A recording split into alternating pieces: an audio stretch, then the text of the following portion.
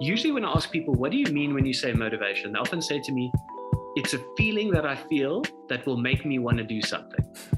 Yeah. And like in fairness, that's how I was taught to think about it. That's what I thought the word meant. But if you dig into the neuroscience, and you don't have to dig very deep, you'll actually discover that's not what motivation means.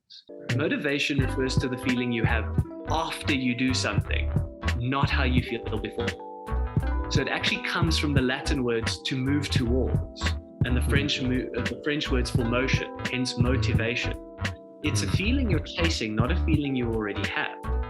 And so the way we get taught to think about motivation is actually backwards. So if I say to you, Nevern, I don't feel motivated to study, or I don't feel motivated to exercise. So when I say to you, I don't feel motivated to study, I'm saying to you, Nevern, I don't have a feeling that I feel that makes me want to study. When you hear me say that out loud, how many people have you ever met that felt like studying that day?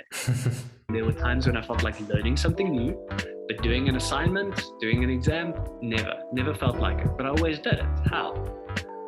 I found myself, without realizing it, focusing on how I would feel after I do something rather than how I would feel before. And I'm not just talking the long-term after. I'm not just saying once you get the degree or pass the exam and all of that stuff.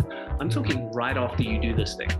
Because I'll feel less anxious, I'll feel more productive, I'll feel a positive mood state. Now, if I learn to connect to how will I feel after and let that be the guiding force of my behaviors, two things happen.